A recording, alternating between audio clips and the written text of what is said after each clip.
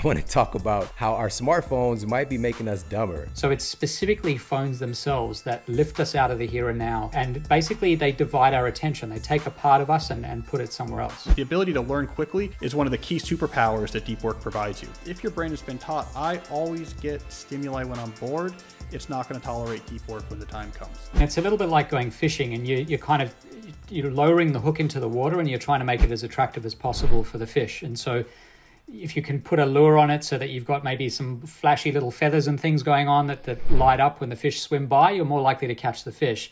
And when you're building a tech product, there are certain hooks or lures that you can build into your product in the same way. It's like picking and choosing from a toolbox or a tackle box, and they're all there, and you just have to build them in. You just have to make them a feature in your program. And as the people who are developing software and apps become more sophisticated, they become better at kind of naturally folding these tools into their programs.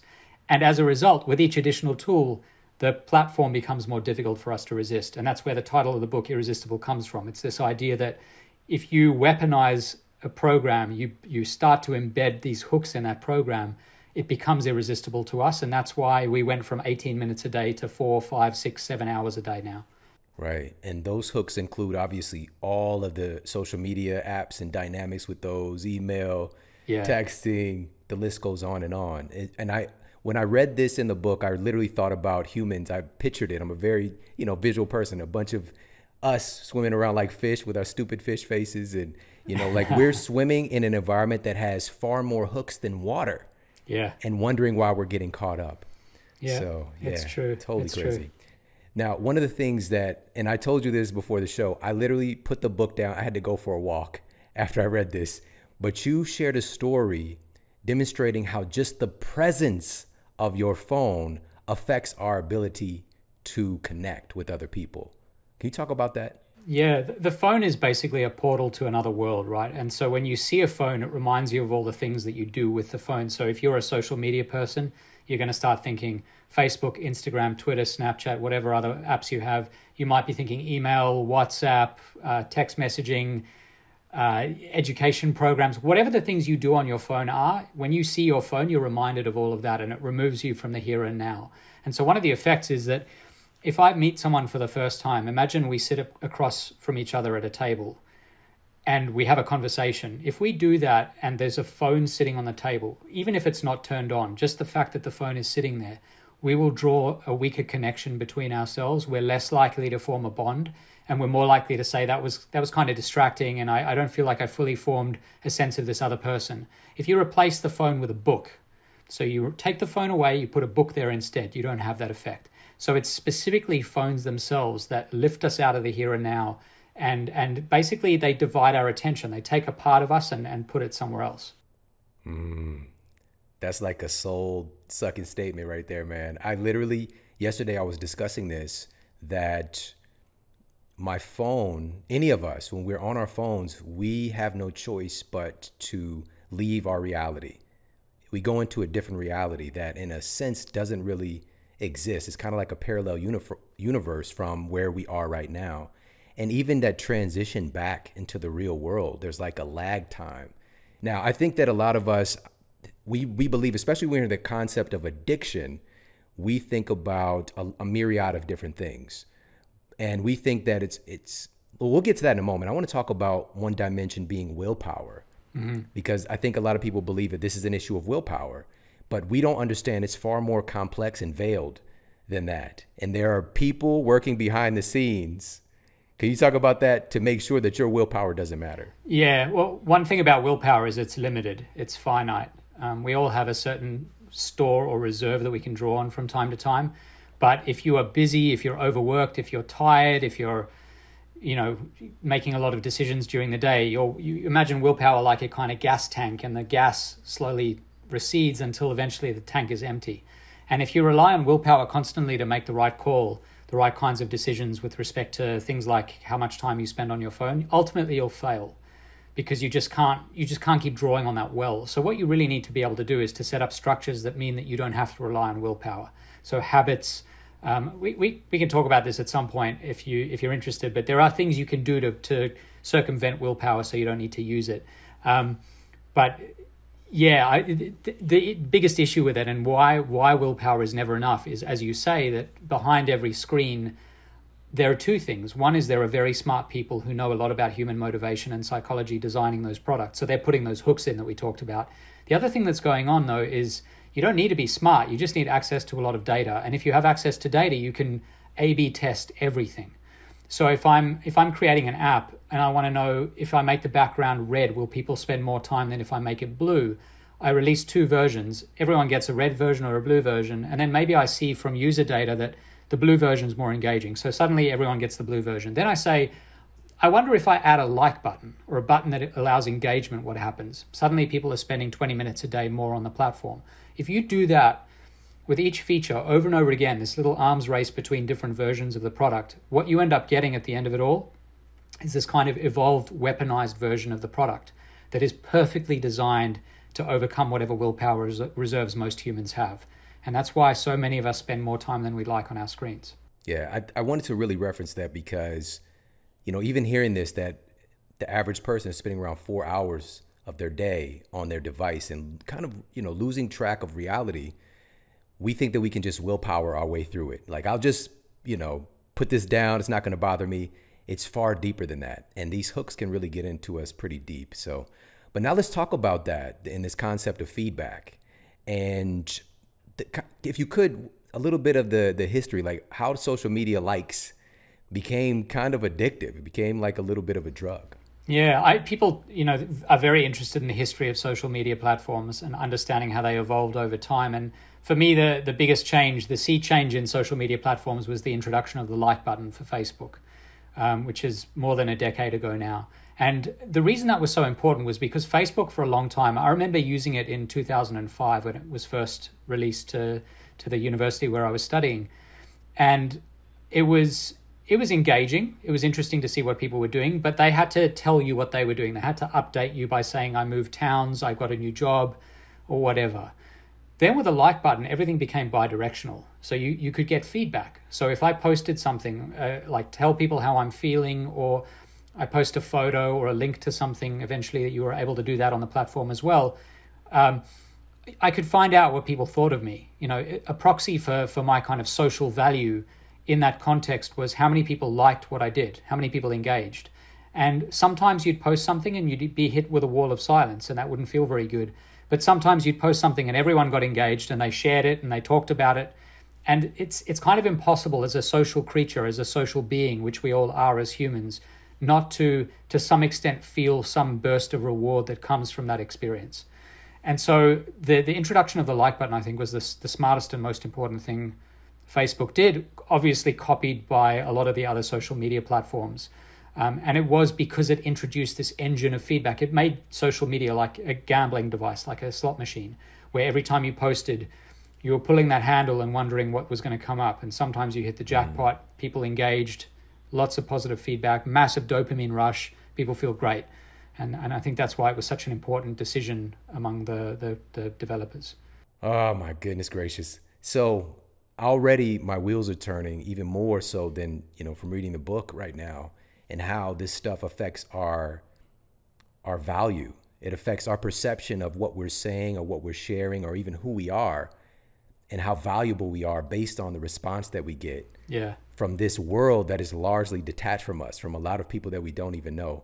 So would that be accurate? Can you talk about how these things affect or kind of dictate our value?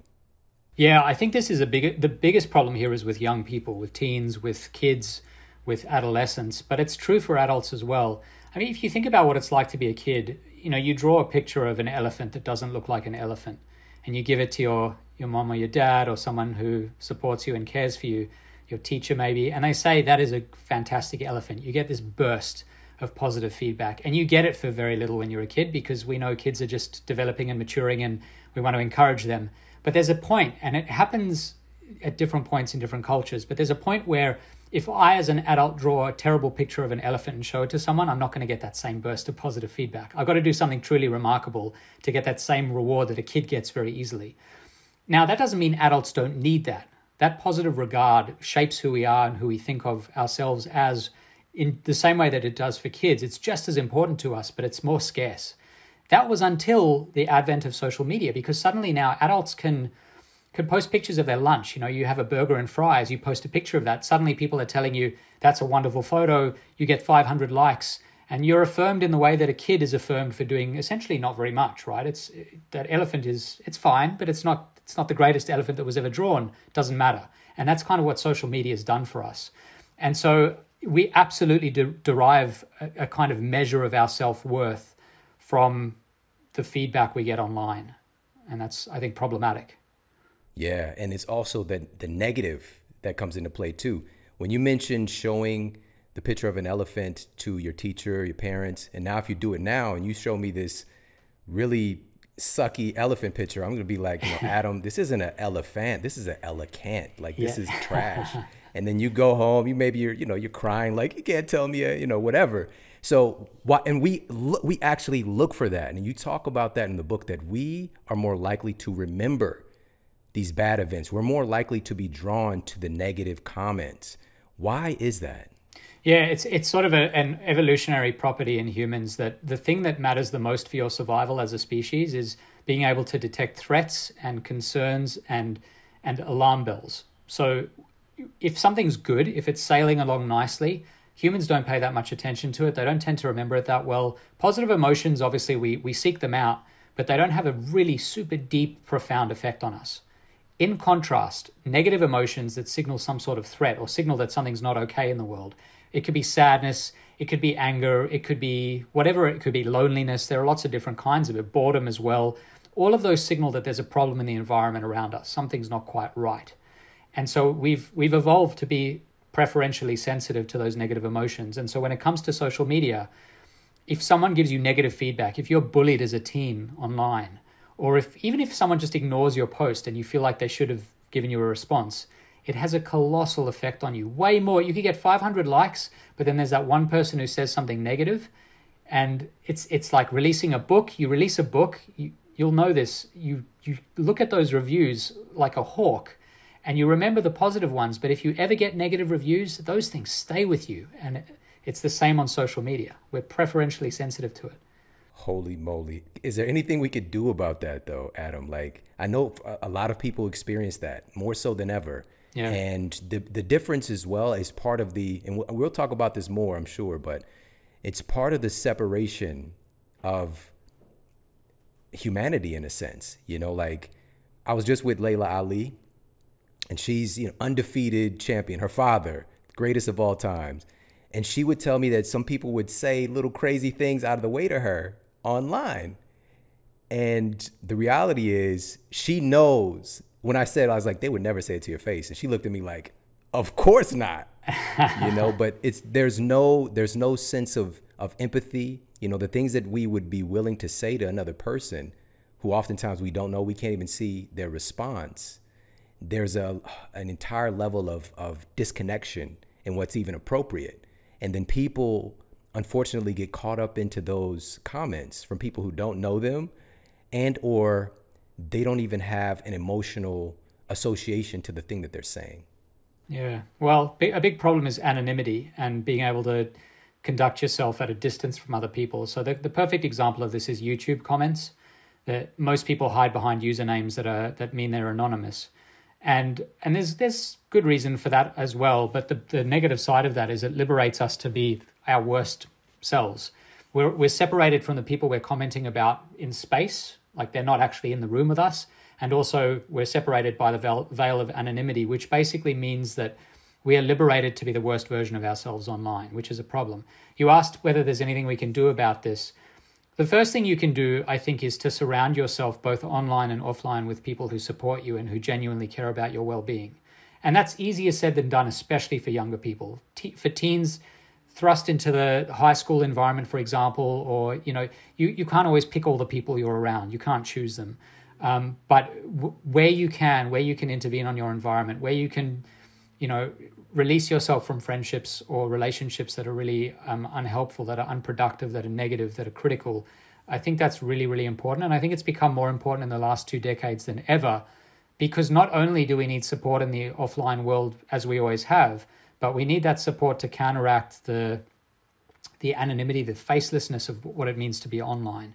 And also that focus on negativity as well, which I think is problematic too. So one of the things that, of course, I want to talk to you about is this association between behavioral addiction, and kind of identifying, is this just a flaw that some people carry, or is it something deeper? As soon as you bring up the word addiction, we have this negative connotation. We think about, illegal drugs, things of that nature, alcoholism, gambling.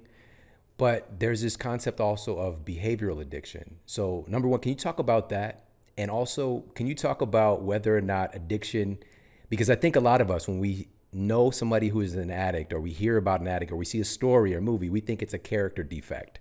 But your data actually revealed that essentially all humans are susceptible to addiction. And you talked about an incredible story from Vietnam and the heroin use that took place. So that's a lot there. So can you please dive into that for us? Yeah, absolutely. The first question, what is addiction and what is behavioral addiction, was such an important one for me in writing this book. You're right that traditionally we've thought of addiction as being about substance ingestion. So whether it's a drug or nicotine or alcohol, you ingest a substance into your body, and that has an effect on your physiology, and then you have this response that means that you chase more and more of that product, and you get this addictive response, this kind of chain of addiction. That's traditional addiction. Behavioral addiction is a newer phenomenon, and certainly it's true of things like gambling, which have been around for a long time. But apart from gambling, it's really the last 20 years or so where we've become behavioral addicts in all sorts of new contexts. This is kind of mushroomed. And so the majority of us now have at least one, what people call behavioral addiction, where behavioral addiction is basically defined as something that you do over and over again compulsively, despite the fact that you recognize it's probably not good for you. In some respect, it's harming your well-being. And so it's incredibly common. And so then that leads to the second question, which is this about certain personality types? Like, are some of us just susceptible to this?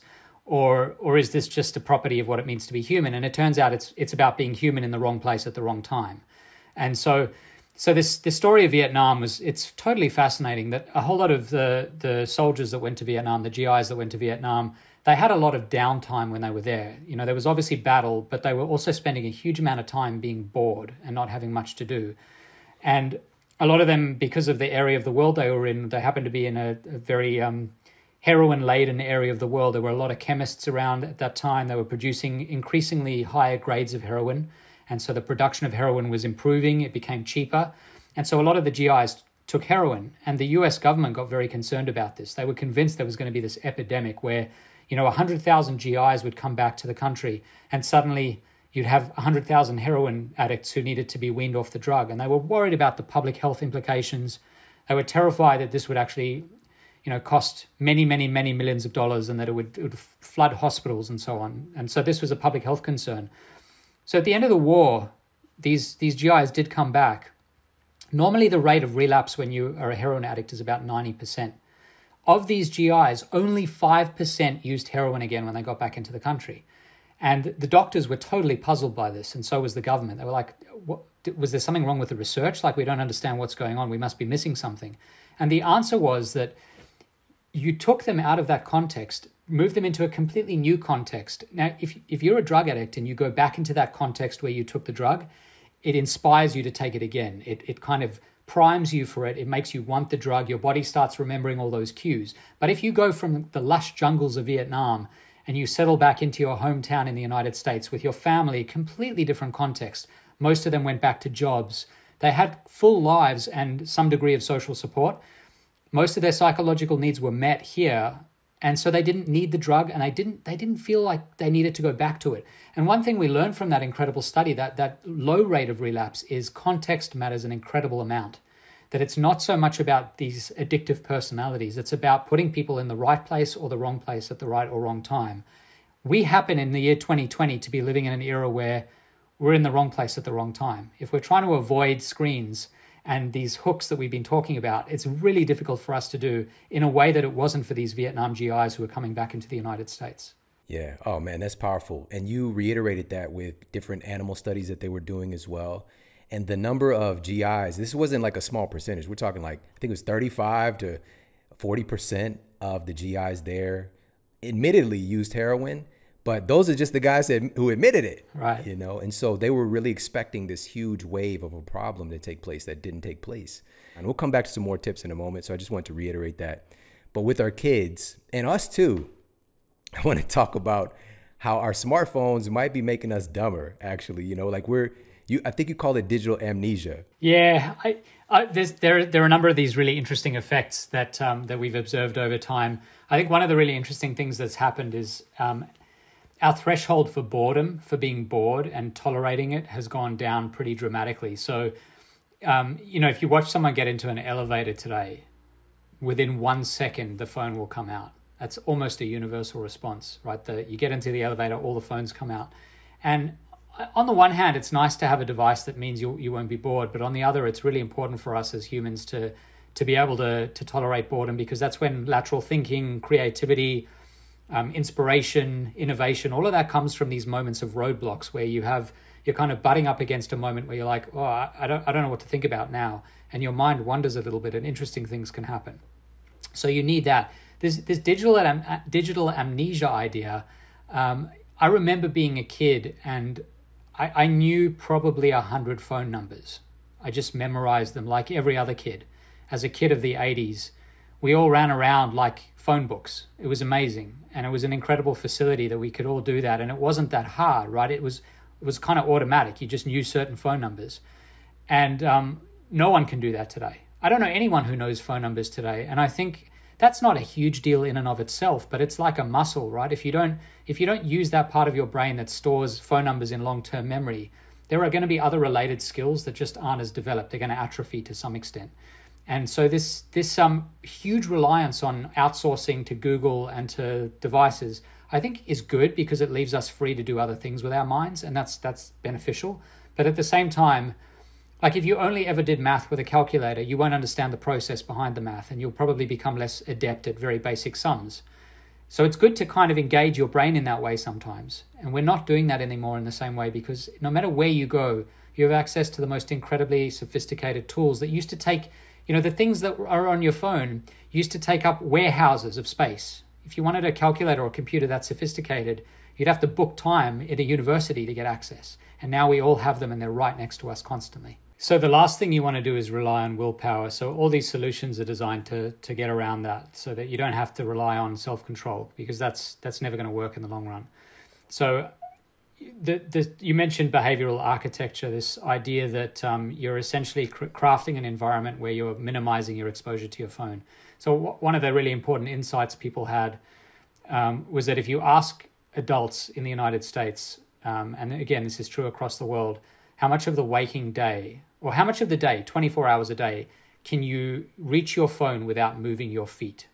So it's effectively a part of your body. It's like an implant. 75% of adults tell us that they can access their phones without moving their feet 24 hours a day. So that means the phone is in their pockets. They're sleeping with it on the nightstand. No matter where they are, no matter it's on the desk next to them, it's always available. And that's incredibly problematic, because it basically means that we know the rule is that the things that are closest to you in space and time are the things that are going to have the biggest effect on your well-being and on your experience of the world.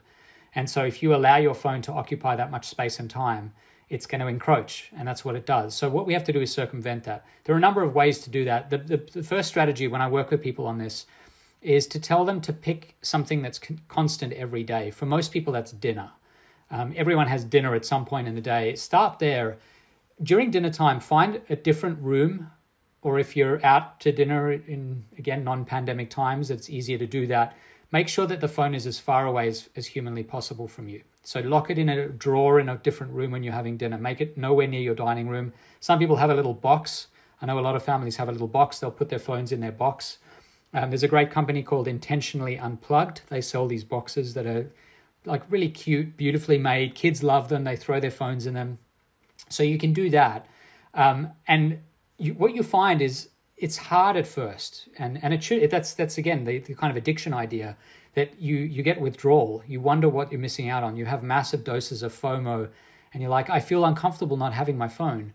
But if you're alone, you get to think freely. If you're eating dinner with family, you actually get to engage with the other people. Your kids might push back initially, but eventually it becomes this time of day that's cherished, that is like it's precious. It's a time of day where you connect with people in a way that you can't otherwise. And what I've noticed, which suggests this works, is that once people do this for a little while, it expands. So they start doing it with the bedroom. They say, I'm not going to have the phone in my room for 90 minutes before bed. And, for the first hour when I've woken up, I don't want to have the phone anywhere near me.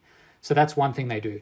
Another thing they might do is on weekends, they might put their phone on airplane mode. So they have access to the camera. They can use the phone as a camera. And in an emergency, they can use the phone if they need it. But it's not going to continually intrude on whatever they're doing with themselves, their families, their friends. And so more and more of the week becomes reclaimed from screens. And it's the best way to do this is just to build these habits in where any time of day, you should basically be asking yourself any time of day, right now, do I need to be able to reach my phone? If the answer is not absolutely yes, put it far away. If it keeps pinging you and there are notifications, turn all of the notifications off. If every time you turn the phone on, you see all your app icons for social media platforms and your email and so on, bury them in the 5th page on your phone so that when you turn it on, all you see are the utilities. There's Google Maps, there's my clock, the basic things that you need every time you turn on your phone. Make sure you make it as hard as possible for yourself to use your phone for as many hours of the day as possible, and you'll find that you enjoy that. It's good for you. You feel better as a human being, happier, healthier, because you've distanced yourself from that device. And you haven't had to rely on willpower because it becomes a habit. It becomes a matter of architecture. This is one of the primary reasons why I think deep work should be a tier 1 skill for anyone in the knowledge economy. It's because the better you are at concentrating intensely, the easier it is for you to learn complicated things fast. Yeah. So if you are very comfortable with intense concentration, when it comes time to learn a new system, a new idea, new types of mathematics or information system or new business strategy, whatever it is, the type of thing that changes incredibly rapidly right now in our current economy. If you're adept at deep work, no problem. Intense concentration equals very fast learning of complicated information. And of course, the flip side is what we should be worried about. If you are completely uncomfortable with intense concentration, if you're of that unfortunate generation that has never known anything but life with ubiquitous access to the internet on a phone in your pocket, and so your brain has never actually established any comfort with long, unbroken concentration, it becomes incredibly difficult for you to pick up complicated things quickly. And this is a huge disadvantage in the knowledge economy. I mean, this is really going to put you behind and make it much harder for you to get ahead, for you to actually move ahead in your career. So the ability to learn quickly is one of the key superpowers that deep work provides you. Wow, man. This is really troubling. I mean, like when you said it, it kind of hit me like our kids are literally growing up with this technology and just instant access to distraction, 24/7. Like my son who's in high school, I'm still just kind of fascinated that they can use their phones in class. Like I remember I was one of the first kids to have, and this is really messed up, but I had a beeper, right? And my beeper got taken, just for having it at school. And now it's just like, oh yeah, you've got class time. You can, jump around on. I'm like, why is my son sending me memes at school, But it's just the nature of the situation. It's a problem. I mean, we're accommodating this, and I really don't think we should. I mean, we're so quick to adjust and say, well, look, kids these days need to be on these phones, looking at this information, connecting with each other. That's just sort of what it means to live in the high-tech world. But we forget that most of these tools, the tools that are capturing their attention, that are hurting their ability to concentrate, to function in our economy, these are products of the digital attention economy, right? I mean, these are tools that are invented primarily just to extract time and attention from people that can be repackaged and sold to advertisers. It's taking the value that you could be producing as an individual by learning something new or building something new or connecting with your family, your friends, or being a part of your community. It's taking this value that you're capable of producing as a human being, and instead it's extracting it away and locking it up in the stock price of a small number of these large companies. It's allowing Mark Zuckerberg to have a massive house or 3 or 4 massive houses instead of you being able to learn something hard so you can feed your family better. In other words, what I'm trying to argue is the thing that's, especially with young people, that's capturing their time and attention is not some fundamental technology that's at the core of what it means to function in the modern age. It's basically just a tool for advertisement delivery. And so it's not just that we're giving up this tier 1 skill of deep work, but we're doing it so that a small number of advertising selling firms can do better. And I don't mean to go on a sort of conspiratorial rant here, but you have to understand right now Facebook is valued by market cap $150 billion more than ExxonMobil. They're finding it to be remarkably more lucrative to extract time and attention out of our heads than ExxonMobil is finding to extract oil out of the ground, oil that we actually need to fuel all of our car and our machineries. They're making more money. It's more valuable extracting time and attention out of our head. These are behemoth companies. The attention economy has never had companies as large as companies like Facebook is right now. We've never had companies that were so large and so powerful built just on trying to distract us and just take our time and attention. And so deep work in some sense is a rallying call to say, I am more interested in using my capacity as a human being with a brain capable of doing magnificent things. I'm more interested in using this capacity towards learning hard things and producing things of value, for connecting with my family, for being a part of my community. I'm less interested in giving 340 minutes a week, the average amount of time the average American uses Facebook products, to these large, massive advertising conglomerates. Focus is deeply human. Focus is deeply productive. The ability to do this is something that we should be demanding to be in our life, something that we should be cherishing and seeking. So I'm ranting. I'm a nerd. I'm a focus nerd. I'm a nerd about focusing. But as you can see, it's something I get energized about, because I think this is a huge issue on a lot of fronts in our current age. Wow. I'm just imagining Mark Zuckerberg trolling you like, no, I'm a different kind of nerd. You know, but the reality is, as like you said, you know, when we're truly focused, when we truly give something our attention, that's where beauty really takes place. That's where the great depth of our human potential can come out. You know, just like all of this surface level stuff that we're engaged in, that we're doing, we're not really tapping into our potential. And this even goes to, like you talked about, learning. You know, there's a lot of folks who listen to the show who are in the health and fitness field, or very passionate about it. This is how you actually can engage and create more neural connections in your brain and become very good at things, be it, you know, a physical skill or some knowledge-based thing. There's a couple of ways that we learn. You know, one is through kind of rote memorization and a continued exposure. And then another way is just really through something that's a really emotional, right? An emotional impact. That's why I do these shows, is because I think it hits a real visceral spot for people, you know, get that emotional engagement. But you learn it better, you know, when you're able to truly deeply engage with the information. And so now let's talk a little bit about that, about just kind of what's going on in our brain. So what is all of this distraction actually doing to our brain? I definitely want to talk about the concept of attention residue. Yeah, well, attention residue, I think, is something we should all be very worried about. I mean, basically, in the late 1990s, people were really into multitasking in the old-fashioned way, where they would actually have 3 windows open at the same time on their computer while they were talking on the phone, and people said, hey, I could do multiple things at once. Okay, pretty quickly we figured out that doesn't work. Right? I can't hear what's going on the phone, or I'm missing what's going on the computer. So people learned, I guess this would be somewhere in the early 2000s, okay, I'm not going to multitask, I'm going to do one thing at a time. But what we started doing instead was almost single tasking. So we just have one window on the computer, we're just doing one thing, except we do these just checks every 5 or 10 minutes. So I think I'm trying to write a chapter, but every 5 or 10 minutes, maybe I have to do a just check on my phone. And then a just check of my Twitter feed, and a just check of Google News to see what's going on. And what we've learned is that there is a phenomenon called attention residue that's making those just checks almost as damaging as pure multitasking. Because what happens is that the damage to your ability to concentrate, your damage of the ability to do high-level cognitive work, it doesn't depend on how long you spend on a distraction. It's the context switch that kills you. So if I switch my attention over to an email inbox, see a couple emails that I can't answer now, I know I need to get back to later, and then switch back to my main task.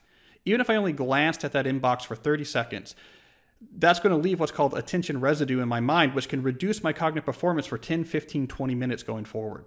Right. The fact that I only looked at my inbox for 30 seconds doesn't matter. It's the fact that I switched my context to the inbox and brought it back that leaves a residue. I mean, this is easy to test in the lab. It's very replicatable. A quick switch of attention from your primary target, and then you come back to your primary target, performance plummets. So what's happening, I think, to most students and knowledge workers today is that they're doing these just checks enough that they are persistently in a state of attention residue. So essentially, we are working today in a state of self-induced, persistent, reduced cognitive capacity. It's like a reverse nootropic. Like if I walked in and said, here's a drug that's going to make you like 20% dumber. Like it's just going to slow you down. And I want to make sure that you're taking this all day long, right? You would kick me right out of your office. Like, are you kidding me? Get out of here. But if I do that same thing, but I call it social media, or I call it, Gmail, we don't realize it's having the same effect. So I think we're underselling our potential in the economy right now because of the attention residue effect. We don't even realize it. This is blowing my mind right now because you just said reverse nootropic. And that right there is a perfect selling point. It's just like, why would we want to take something or do something that makes us less efficient, that makes us dumber? Like I think about the Limitless pill, and then we've got like the Lloyd Christmas pill over here, and like so many of us are taking the Lloyd Christmas pill. And so you mentioned that this attention residue, and I also have referred to it as a switching cost, right? There's a cost associated with you jumping back and forth. And I love how you said these just checks. And really, everybody listening, how often do you do that? You might be working on a particular task, something that you need to take care of, but you just check your phone real quick, reach over. And what you're doing every single time is you're laying down more myelin, right, to create this kind of neural association to every time I'm trying to get focused, I distract myself every 5 to 10 minutes. In your brain, it becomes incredibly hard to not do it, right? And we talked about this several times on the show, Cal, of this whole idea and really fascinating way that our brains become hard. Like we're creating physical structure in our brain when we do this to ourselves. So it's just bananas, man. Yeah. And it is permanent. That's the other scary thing about it. So attention residue is scary because it means you didn't even realize that you're reducing your performance. The hardwiring is the other scary part, that we have this increasing evidence that once your brain becomes used to getting these distractions all the time, it permanently reduces it. So then if you say, okay, you know what, I'm going to go to a cave, somewhere where there's no internet and no electricity, and now I'm going to work really hard on this hard thing, you're going to fail if your brain has been hardwired to expect this. The late Cliff Nass at Stanford had this great research on it where essentially he could compare, he put people who were sort of chronic distracted multitaskers in a lab, and next to him he put people who really didn't do a lot of that in the lab. And they were both cut off from any source of distraction. They said just work on these hard problems. And the chronic multitaskers really had a hard time, even when their sources of distractions were removed from them, because the brain had rewired. And you can get it back. And a lot of what I talk about in some of the chapters of my book is essentially what's the cognitive equivalent of sort of getting into shape physically. Mm-hmm. You can do it. It's a pain, but you have to think about it with that same sort of rigor. It's just like if I was going to go run a marathon, I'm going to expect that's going to take a lot of long mornings running around the track. It's the same thing that if you've been a chronic distracted person, if you want to regain a deep work skill, you can do it, but it's not something that you can change tomorrow with a few productivity hacks. It's actually going to take some pretty serious training. Yeah, it's going to be uncomfortable. Well, I tell people there's this basic, especially when you take on a new habit, there's initially the first phase is like this new phase. It's exciting. I'm going to get started. I'm going to do this new thing. But then you hit the discomfort phase relatively soon, where it's just like, I don't like this. And your brain is even fighting you because it's so used to doing the same thing. And eventually, if you can kind of push through that, and some tools to do that, just immersion, getting yourself in the right environment, the right kind of information, the right messages, creating some situations that, that eliminate some of these things like distractions or the negative foods or whatever, you eventually get to the state of comfort, right? But you still have to consciously think about it. It's like a conscious competence. And eventually you push through that and it becomes necessity, right? I have to work this way. Like that's that phenomenon people feel like I have to work out. You don't hear people say that very often, but when it happens, and that person knows what they mean, so that's where eventually we can all get to. And I want to share this study in your book real quick. So this was a professor at the University of California, Irvine, observed knowledge workers in real offices and found that interruption, even if short, delays the total time required to complete a task by a significant amount. All right. We're mistaking this busy work for actually being effective, right?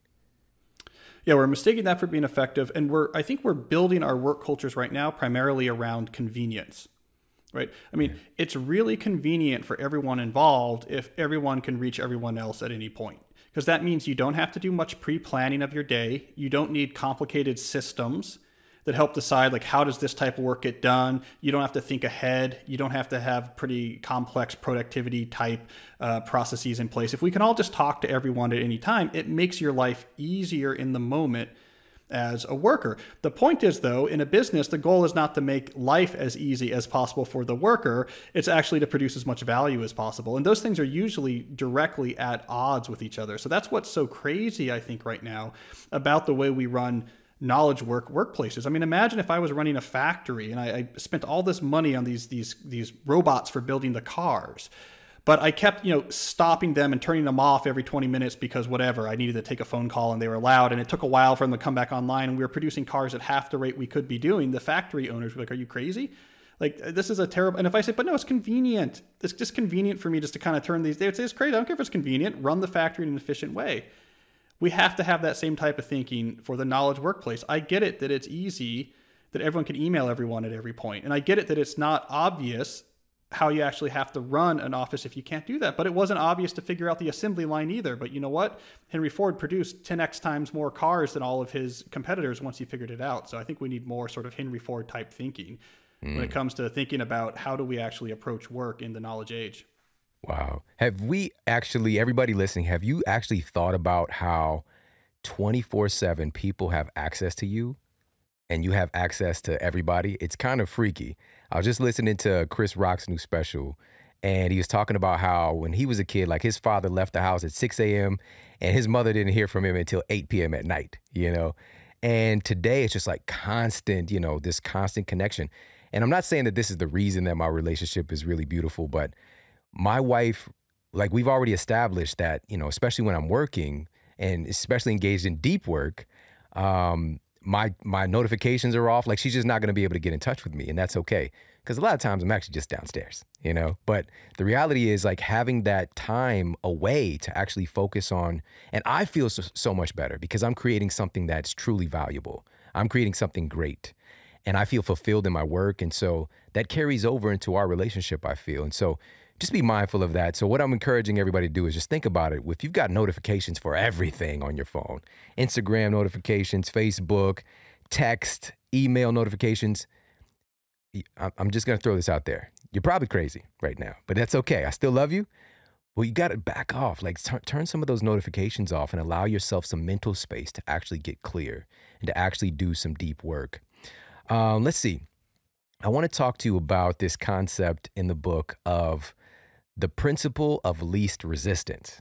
All right. Can you share what that is? Yeah, that's my idea, that if you're in, let's say, a work environment, if you don't have metrics, hard data pushing back about what type of activities or behaviors produce more value than others. You can't just measure the number of cars that come off the assembly line per hour. People will default, because of human nature, to basically doing whatever's easiest in the moment.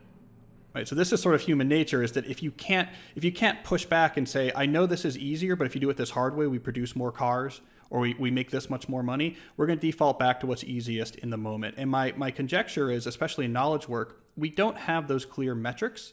We don't have a car coming off the assembly line that we can measure how fast that's happening. So in the absence of those metrics, our behaviors have defaulted back to what's easiest in the moment. So the way that we work today with this sort of constant unstructured communication, this is just the principle of least resistance in play. This is, okay, if my goal is to make sure that my life is as easy as possible in the moment, this is what you would do. And so that's what a lot of our current work cultures are built around. Right, exactly. So true, so true. And how often do we do that to ourselves as well, especially if we're not if we haven't created the habitual nature of like doing deep work, we'll just do the easy stuff. You'll just jump on, maybe do a couple of emails, maybe do this little thing that is only getting a small percentage of the benefit, versus the thing that, like the Brian Tracy Eat the Frog, doing that big task that can move the greatest amount of leverage in your life.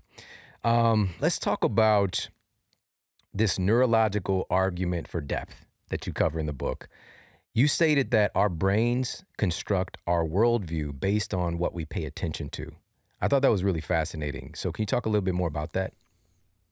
Yeah, I was trying to understand this phenomenon that if you spend time with people who are serious deep workers, so they spend large amounts of their time concentrating intensely on a small number of very valuable things, they tend to be happier and more satisfied.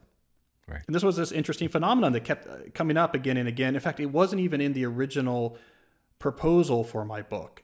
I added a chapter on this phenomenon because I kept running into it while researching the book. I kept running into this fact that why do these people seem so much more satisfied? And why is it that when you hear about them, you feel this sense of, I wish that was me? What is it that's so good about the deep lifestyle? Well, this is one of the reasons, one of several reasons why a deep life, a life focused on focusing, tends to be more satisfying, is that our sense of the world, we have a lot of evidence, has a lot to do with what we pay attention to. If you're paying attention to a lot of stressful things, your understanding of the world is, well, the world is stressful. If you're paying attention to a lot of bad things, you think, well, the world is bad. This is the classic. If you watch the local news, you're convinced that your city is rife with fires, car crashes, and crimes, because that's all you hear about on the local news. So deep workers avoid a lot of that stress and bad news and anxiety, because instead of jumping around through tons of stimuli all day, they focus on one thing that's important, that's valuable, and they do it well. And so their mind constructs an understanding of the world where there's valuable things in there, you're useful in the world, you're producing something valuable. So it's literally their brain sees the world differently than someone else who spends most of their time jumping around through different stimuli. And I would argue that the human brain is much more well suited for that former approach to the world, and is not very well suited to what we do now, which is let's flood it with stimuli all day long. I mean, that causes a lot of problems at all different ages. And so, deep workers are happier people, and I think that's a big reason why. Let's talk a little bit more in depth about why it's not so easy. Like, somebody's hearing this and they're like, well, I want to really commit to having more time spent in deep work in my life. Let's talk about a little bit more in depth and why it's not easy to replace distraction with focus. All right. Let's talk a little bit more about why that is. Well, you have to deal, first of all, with both cultural and neurological obstacles. Right. So that alone makes the transition to a life focused on depth much more difficult. So first you have all of these cultural pressures, that what's important is connection. What's important is speed. What's important is networks, being online, being connected, being visible, moving information around, being on networks, having other people see you, seeing other people, being a human network router, moving messages back and forth, being a human news producer by following all these breaking news leads and knowing what's going on. There's a lot of pressures that say you have to do that. The fact that, for example, 2 billion people use Facebook, I think is an outstanding, sort of an absurd statistic. I mean, it's an interesting service that I could see some people might like, but the idea that that's universal, that essentially everyone uses it, that essentially I'm like the only 35-year-old who has never had a Facebook account in the country, like that's crazy. So you have all these cultural pressures that say you got to be living the busy lifestyle. You got to be living the connected lifestyle. Now that's actually getting a little bit better in recent years. I've noticed that because I'm out there a lot, saying controversial things like don't be on social media or these type of things. I used to just only get yelled at.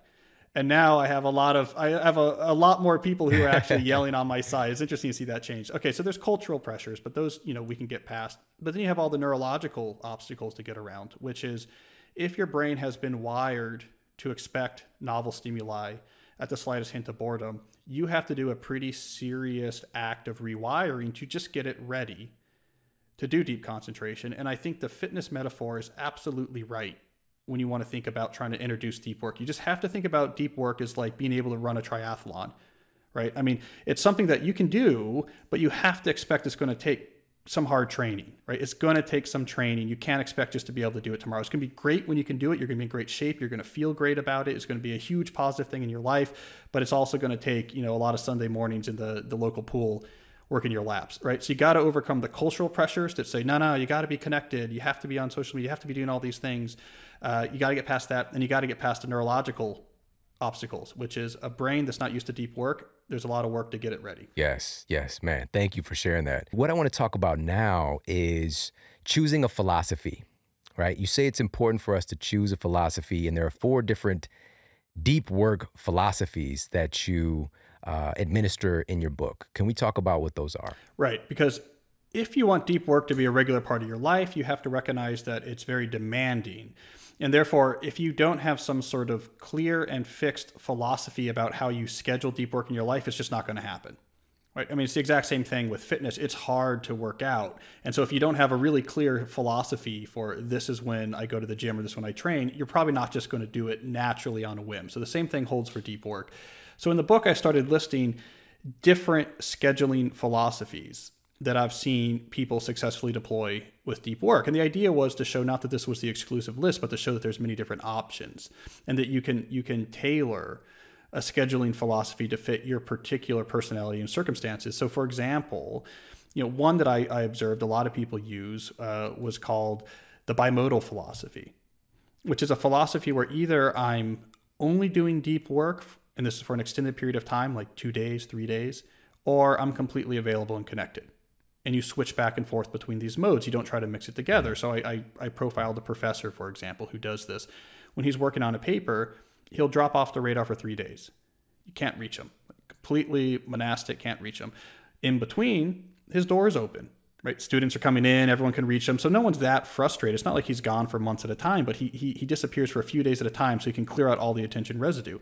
For some people, you can't do that. So another philosophy, for example, is the rhythmic philosophy, which says, okay, same days, same time every week. I don't even want to think about it. It's Wednesday, Thursday, Friday mornings from 7 to 10. That's when I do my deep work. I don't want to think about that. A lot of people, I've seen that be successful. I've seen a lot of CEOs of small startups more recently start to adopt the variation of the rhythmic philosophy called the monk mode morning, which is where they say, and they tell everyone in their organization, starting at 11 or 12 or whatever it is, I'm reachable. Until that point, I'm never reachable. That's when I do my deep work. And everyone just learns. So they know, okay, we don't schedule things there. If we make sure we get him to sign off on something the night before if we need something early. It's a very easy heuristic for everyone to learn, and it frees up for them a consistent large block of deep work. Another philosophy that's common, I call it the journalistic philosophy, which is where you take week by week. What's my reality this week? When am I going to fit in the deep work? So you adjust with the reality of your week. I call it journalistic because journalists are pretty good at switching to writing mode when they have to, because news breaks and they have deadlines. So it's much more of, I'm deep work for 3 hours. Now I'm doing this, no deep work the next day. The next day it's 5 hours in a row. So it's more of a sort of scattered shot. It's more of an advanced strategy. More importantly is the fact that there are different philosophies. So just because one doesn't work for you, don't have that bring you to a point where you say deep work in general doesn't work for me. You can adjust these scheduling philosophies to work with the reality of whatever it is you do. Yeah, absolutely. And I want to share that the rhythmic version, that's something that I employed. This was when I wrote the first version of my book, Sleep Smarter, and I was still working in a clinical practice. And so, but those mornings, we'll just say from 8:30 to 12, something like that, every morning, like Monday through Friday, I'd be working on my book, and then I'd see patients after that, or, doing interviews on shows or whatever the case might be. And so by me employing that strategy, this was something that enabled me to write my book very, very quickly and, having a deadline looming. And so we don't have to stop everything we're doing to engage in deep work. We can build this into our life in a way that works for us. Kyle, I would love to talk to you now about what are some tips for us to kind of help to create the conditions. So we talked about the conditions for problems and distractions. What are some things we can do to create the conditions for us to easily, if possible, fall into deep work? Right. So the scheduling philosophy is step one. Step two, people who are adept deep workers tend to have rituals that surround their deep work sessions. I mean, as far as I can tell from a sort of psychological or neurological perspective, what's going on here is if you have some sort of set ritual you do, it helps your brain shift into the deep work mindset without you having to expend a lot of mental energy or willpower to try to wrench your attention away from something else. So Charles Darwin, for example, it's sort of a favorite example of mine. When he was working on the origin of species at his estate in Kent, England, he had built a path. He called it the sand walk because it was paved with sand that went past the most scenic parts of the grounds that he owned. And he built this ritual that, okay, when I start my deep thinking on origin of species every day, I first do a set number of laps on this path. And that would get his mind into this set of like, okay, now it's thinking time. By lap 1, the concerns of the day would start to wear away. By lap 2, he could start booting up in his brain, okay, what are the actual issues I need to think about today? Maybe by lap 3, he's starting to actually make some progress. Then he could go from those laps into a study and be prepared to do some real deep work. And that was much more effective than if he just said at some point, okay, deep work time, and just swiveled his chair, towards the desk and tried to work. Modern deep workers do the same thing. Sometimes it's location. a certain location to go to just for deep work. Sometimes, like Darwin, it's a particular movement pattern. You walk a particular path, you do certain blocks around your neighborhood or on your corporate campus. For other people, it's taking the space in which you normally work and transforming it. So if you have an office, for example, it might be clearing everything off your desk, dimming the light so you just have the bright desk lamp on your lamp itself, shutting the door, maybe putting a do not disturb sign on it. That transformation itself can be ritualistic and help your brain understand. The other part of these rituals that I see often with successful deep workers is they have very clear rules for how the deep work session unfolds. So they don't have to think about it. They don't have to have these battles with themselves during it. Often it's very simple things like no internet, no phone, maybe the phone gets turned off. Here's the type of breaks you can take. Like they set these rules so there's no negotiating.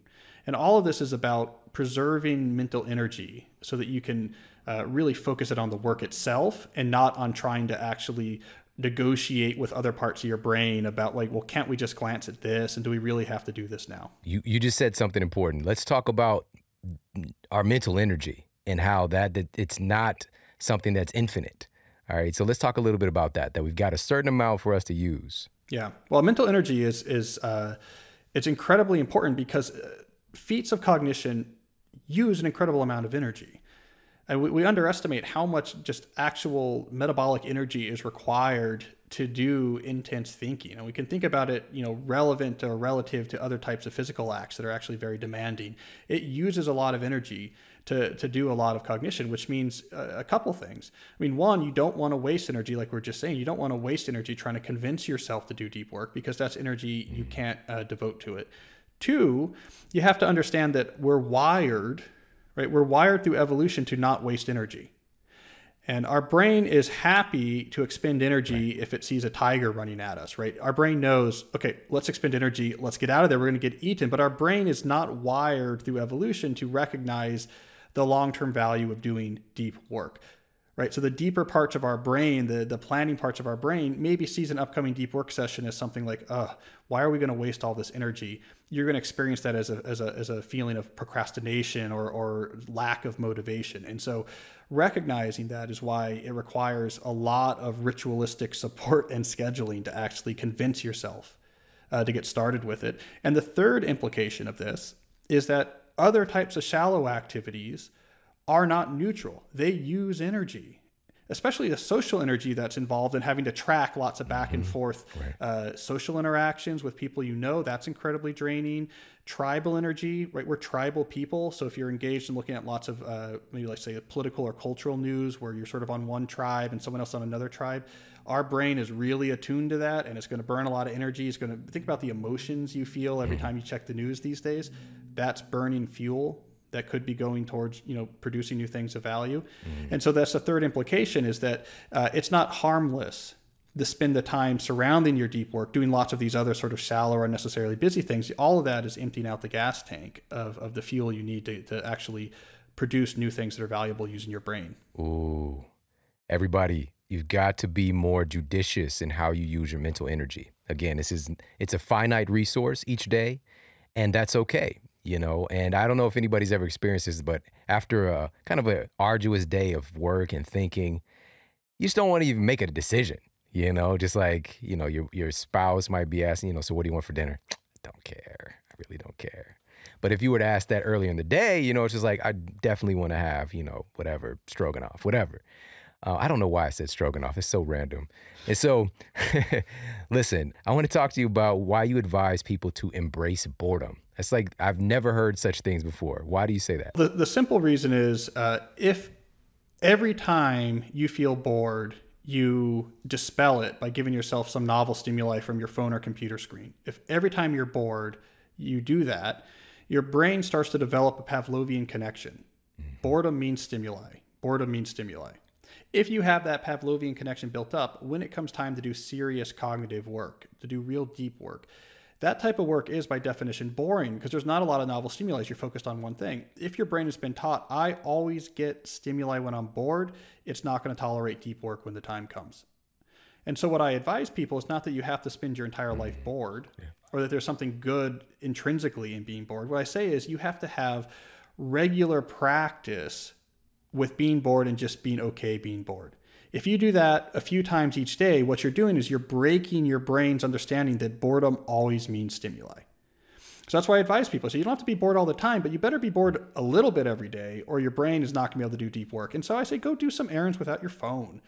You know, I mean, do some stuff. Stand in line at the bank and be in line at the bank. Stand in line at the supermarket and just be in line and be a little bit bored. It's not going to kill you, but what you're getting is this bigger advantage of teaching your brain. Sometimes we get stimuli, sometimes we don't, and it keeps it comfortable with both. And you have to have comfort with both if you're going to succeed with deep work. Perfect, perfect. So yet another, this is like a tangible thing for us to do and to consider. You know, say you're having dinner with your significant other and they go to the bathroom. Tendency is to grab the phone, start, you know, browsing around. Just sit, you know, just sit. And it doesn't mean you have to actually sit and do nothing. You could people watch, you could think about the meal, you can think about, you know, an idea that you've been pondering, whatever the case might be. Like, actually use your mental muscles instead of just constantly jumping to distraction. And again, this is awareness trumps everything. So just starting to think about the awareness of these things, I think is going to help us all a lot. So, wow, this has been fantastic. And I've got so many nuggets of wisdom myself personally. I absolutely love your book, and I encourage people to pick it up because I think it's a vital resource moving forward in our world today.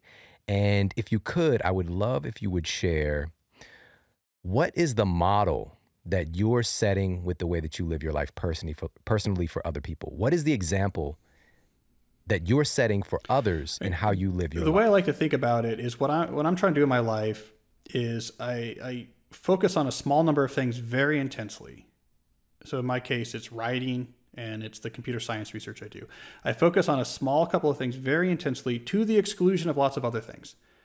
Lots of other things that have little nuggets of value. Things that because I don't do can cause inconveniences, can sometimes upset people, can mean that I miss out on certain things. I mean, I'm ignoring a lot of things so I can focus intensely on a small number of things. And it has been a very successful formula. It's been a very successful formula. By focusing on a small number of things I do best and trying to do them as well as possible, I find my life is more meaningful. My life is more satisfying. I think I've been more impactful. I think I now have more autonomy over what I do and when I do it, because value is value in the market. The market doesn't value busyness. It values what do you do best. And so that's what I'm trying to model. I know a lot of these things that drive our busyness have some value, have some attraction. And I know that if you step away from some of these things, you will lose some value and you'll lose some attractive things. But it's okay. Net, you are going to end up better off, more fulfilled as a human, more happy, more satisfied, more successful if you focus deeply on the things that really matter in your life and are just comfortable missing out on the other noise that surrounds it. That is the formula for thriving. It's worked for me, and I want other people as much as possible to at least consider following my lead on that. Hey, if you like this video, make sure to check out this video right here. You know, why can't people get enough of food, stuff, status, all these things, right? Everyone knows that everything's fine in moderation, and yet we all suck at moderating. Yeah. So why is that?